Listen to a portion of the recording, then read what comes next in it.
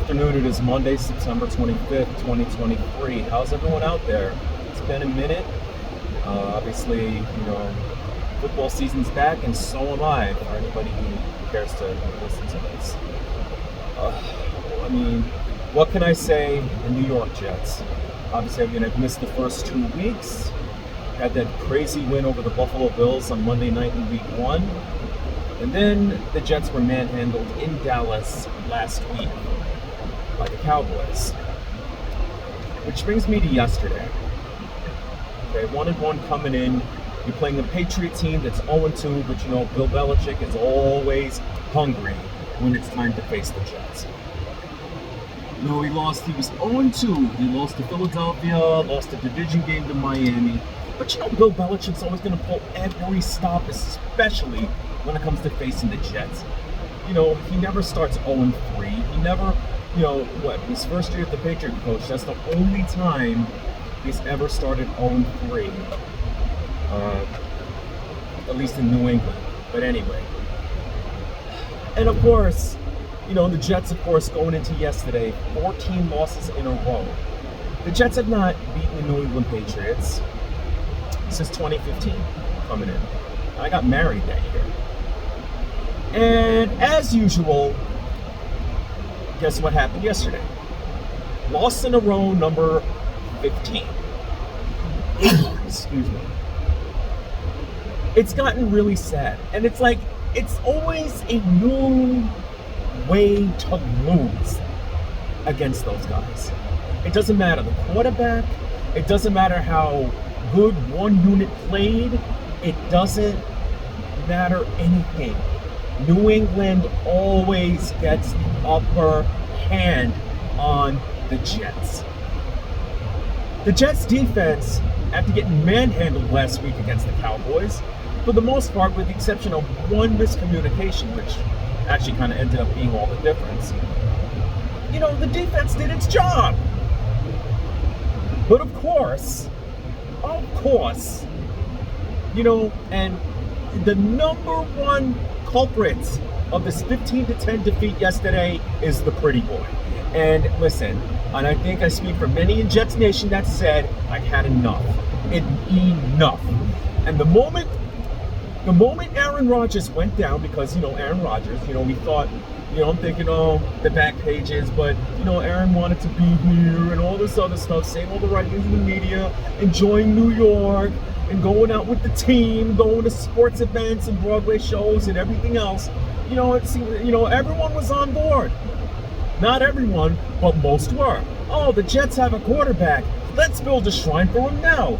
Let's, get our Super Bowl aspirations. Let's go! And then 4 plays into the Buffalo game, the first game, he's out.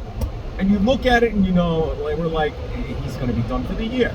And in typical Jet fashion, because this only happens to the Jets, it happened. So, what does it mean to show you, right? Aaron Rodgers goes down and you're like, well, congratulations, we just screwed ourselves again. But the Jets got away with it. They came back from 10 points down in that Bills game, and they came back and won the game in overtime, on a punt return. So we got out of that. And then ever since then, we've had to deal with the pretty boy.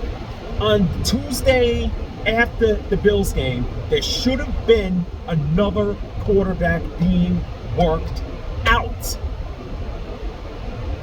And of course not, because the bald man, we're keeping Zach as our starter, we're going to work with Zach as our starter. If you want to be relevant, it is still September, okay? If you want to be relevant, okay, you need to sign a quarterback. You need to get a quarterback in the building. One who's proven, one with experience, one who knows how to read an offense down the field. I'm sorry, it's over. It's over for Zach Wilson. Year 3, okay? Final year of the rookie contract. It's over. He's shown you nothing. Okay? With a few comebacks here and there. He was 5-2 at one point as the starter last year, but it was in spite of him. He had better protection, and yes, the offensive line has been terrible. Let's not kid ourselves. The offensive line has been terrible. Dwayne Brown, who finally went on the IR, he was a turnstile last week for Micah Parsons. That guy Becton finally goes back to his, his regular position on the left side. Oh, well, gee, he became a turnstile late in the game when Matthew Judon went around him and got that safety, which took away, tying the game with a field goal, late in the game, took that away. And you had to get to the end zone with no other choice. But Zach Wilson is not it. I mean, at the half, what did he have at halftime? Like 39 passing yards or something like that? Like, dear God, it was bad. It was terrible. And Mac Jones isn't that great of a quarterback. The Jet defense, yeah, they couldn't get to him yesterday. But it's not like he sat there and did what he wanted. Their running game yesterday, the Patriots, that is, it wasn't terrible with Stevenson and it's actually Ezekiel Elliott making maneuvers like he did with Dallas. But despite everything, we were teased yesterday. The Jets were in the game. They had, in the final 5 minutes of the game, the Jets had every opportunity to come down and win the game. Yet on 13-3, they get down the field, right? Zach orchestrates his best drive of the game, and they get it to 13-10. Okay, yeah, they were aided by a pass interference penalty, very questionable. But Randall Cobb, pushed in the end, was pushed out of bounds in the end zone. Aided by that, and the fullback, let's say Yeager, punches it in a play later. So we're at 13-10. We're like, okay, all right, we're in this thing. 5.5 minutes to go, like 5:24, I believe it was. And then, the defense gets off the field, and then with really good field position, and they even get one of their possessions starting on their own 45-yard line, 4 down territory, they don't move the ball. It's like, come on. And on the sideline throughout the game, you see Michael Carter arguing with the running backs coach. You see Garrett Wilson having an animated discussion with the pretty boy. You see, and this isn't the first time, you saw it a couple of times last year. You saw and you're starting to think, Hard Knocks and everything, the brotherhood and everything else, it's starting to come apart. And we're 3 weeks into the season. Like, what's going on here? Is it the frustration? I mean, Zach is just not getting it done. He's not getting it done, and it makes you wonder what is going on. You got to do something, Salah, before your job is in jeopardy. Okay, stop trusting in this kid. He's not it. Okay, any competent quarterback beats the New England Patriots yesterday. They're not that good anymore. This is not Tom Brady.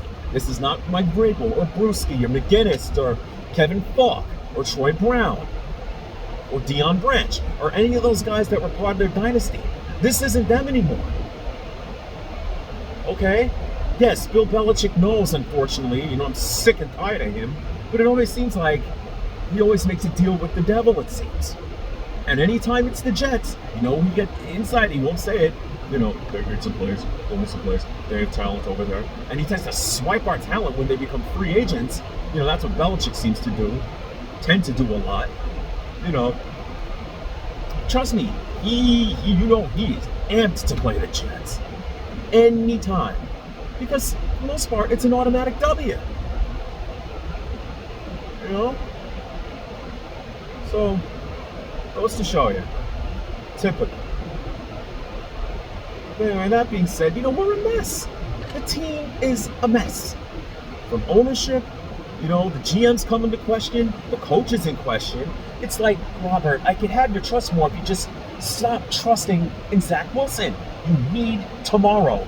Get a quarterback worked out in Florham Park. You need to. If you want any chance in saving your season, instead of being irrelevant by your bye week, especially given who you have in the next 3 weeks, get a competent quarterback. The unemployment line has plenty of people that, are willing to get a shot in this league. And allegedly, I found out that Matt Ryan and Carson Wentz reached out to the Jets, and then they said, no thanks. It's like, are you like, oh no, we're going to stick with Zach? Why? They're asking to lose. It's either that or someone's being set up or too much faith. I mean, when you're a coach that is 12-25 as a head coach, you know, you're on watch. I don't care if you're a first-time head coach. You are being watched. And it's going to seem like at this rate, Robert Saleh might be on the unemployment line again. At this rate, you know, among these games, this was a game the Jets needed to have. I know it is week 3. They needed this game. You've got the Chiefs. You've got the Broncos. And if they don't beat the Broncos, something is really wrong. The Broncos, who gave up 70 points to the Miami Dolphins yesterday. I mean, that's pathetic. If you can't beat the Broncos, and then you've got the Eagles, which is my own personal embarrassment. And mind you, that they've never beaten the Eagles ever in their history. Sorry, preseason games don't count. But I'm sorry, it's gotten to be really piss poor with this team, and it's you know, it's a new level. But in every aspect, it's the new excuse losing to the New England Patriots. It's always something new. It's like, what is the next excuse with losing to that team? They're not even a strong team. Like, dear God. Like I said, any competent quarterback beats the Patriots yesterday, and the Jets are sitting at 2-1. I can live with the Dallas game. I can live with, you know, the Bills game they got out of. It was a miracle. Or else they'd be sitting at 0-3 right now. Because theoretically, you could say that too. If they didn't make Josh Allen, you know, if the defense didn't play lights out on Josh Allen in the second half of that game. With that being said, man,